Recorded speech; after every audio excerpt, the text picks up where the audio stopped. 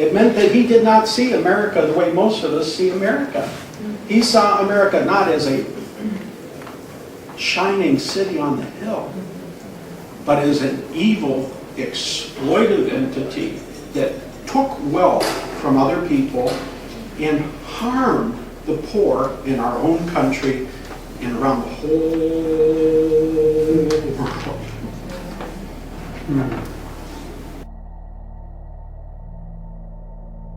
The art, and sure enough, this beautiful silver luxury car pulled up into the driveway. I mean, this was not the kind of car a normal Occidental College student would drive. It was polished, it was brand at Occidental. Shandu got out of the car, Obama got out of the car, and I have to say the young Obama was impressive.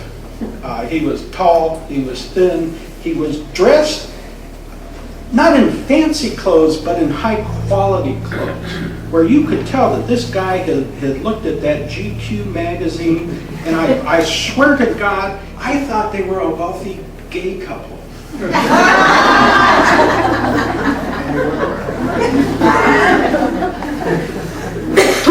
And the reason is because when they walk together, you know, when I walk with my male friends, you know, when Mike and I are going to an event, I kind of keep a good neighborly distance. I insist on that. But these two young men didn't have that distance. They were just really close together. I mean, close where I guess in Islamic countries, men hold hands, and that's considered normal. You know, but I'm an American, and we don't do that. Caroline went out of her way to let me know that Barack Obama was just not a wealthy, good-looking socialite who was active in the Democratic Socialist Alliance. In fact, she said right out, and this is significant, we have a reporter in the room, or on tape, she did say that he was a member of the Student Socialist Alliance. So I can pin down that Barack Obama was active in the Marxist Socialist Student Organization at Occidental. We went out to lunch. We went to a beautiful restaurant in the Redwoods out there. We were talking about Paul Salvador and elsewhere. We came home, and of course, you know, back then I'm smoking cigarettes. And we sat around the dining room table of the boss's house, and we discussed politics. And what happened is, my political thinking had actually changed since I last saw Caroline. I had come to believe that a communist revolution was in fact never going to happen. That in fact, Marx was wrong. Now I hadn't really kind of explained that to Caroline prior to that meeting. But we were sitting there talking. Barack Obama was sitting in front of me. Mohammed Hassan Chandu was over here. And they started talking about how we needed to be prepared for the revolution. Obama himself said that we needed to be organized. And we needed to reach out to poor people and other people and teach them basically scientific socialism and Marxist theory so that they would understand that there was an inevitable revolution coming into our country. And I kind of, you know, my wife knows me pretty good. There's something about me that if everybody in the room says the color is yellow, I see hints of green. Right? And I think there's a point in every conversation or everywhere I've ever worked where they say something like, Dr. Drew, tell us what you think. And I think they mean it. And they don't. They're lying. They really don't want to hear what Dr. Drew thinks. Right? They just want me to say, yeah, I like it. Well, they did that. They said, we got to have a revolution and we got to be prepared. And me, being my old John Drew self, I said, there's not going to be a revolution. It makes more sense to focus on Democratic Party electoral politics. And then Barack Obama said something that's hurt my feelings for almost 32 years. He looked at my girlfriend and he said, "That's crazy." Oh. I started pointing out that in Western Europe, we've never seen a communist revolution, despite intense ups and downs of economic growth.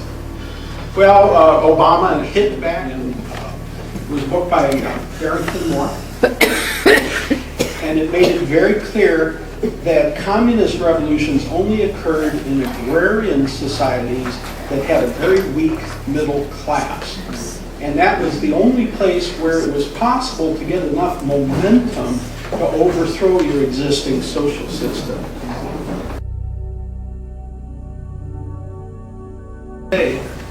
And by the time the evening was over, I felt like I had a future as a teacher. I felt like I was the sort of guy who could talk to a young Barack Obama, and from my perspective as a Marxist, as a graduate of Occidental College, I had enough rapport to explain to him that what he was learning at Occidental College was wrong and inaccurate, and that there was higher quality intellectual resources on the East Coast which could explain why a communist revolution would not happen in the US. And now this is up for debate. Some people say that young Barack Obama fooled me. That young Barack Obama was such an experienced politician at that age that he was able to fake me out and give me the feeling that I had persuaded him, when in truth he did not buy what I said at all. Okay, I'm humble. I'm open to that perspective. But I have to say, I was also there. I saw his face, and as far as I could tell, I changed his world that night. I explained that the silly Marxist inevitable communist revolution idea was dead wrong. And he turned to Shandu almost as if he were president at the time and signaled that the debate was over and that I had won. David Remnick, who's the liberal left-wing editor of the New Yorker magazine, came out with a book on young Barack Obama called The Bridge. And in that book, he interviewed Caroline Boss, he interviewed Hassan Chandu, he interviewed Wahid Hamid, and they all basically said that although Barack Obama was not a Marxist or a socialist, they all were. Right? So that's kind of where David Remnick left it. It's like all of Obama's friends were Marxist socialist revolutionaries. Right, but Barack Obama himself was apparently an even-headed pragmatist who was not particularly ideological. Right? So what happened is when Remnick's book came out, I was in the unusual position of saying, well, guess what? My interpretation is that Obama was more radical than Mohammed Hassan Chandu, that he was the leader of the extremist ideology at Occidental College. So I was inadvertently confirmed by a liberal source that came out 2 months after I did. After Barack Obama left Occidental College, it's almost like there's a straight line between Frank Marshall Davis talking with me, John Drew, and then hooking up with Bill Ayers, right, America's #1 underfunded terrorist, and then hooking up with Reverend Wright, and then linking to the admitted socialist, Marxist, probably communist Alice Palmer. And what we see is it's almost like a railroad line of a perfect bullet train moving all the way from Obama's Hawaiian mentor through me to Alice Palmer. There's been research done now by Stanley Kurtz and Radical in Chief that shows Barack Obama and his wife Michelle were part of the Midwest Academy, which was a socialist training institute designed to get young Marxists. Here, Trish and I, we're yelling at the TV again, right? No, I think you're a socialist because I saw it face to face in 1980 and 1981.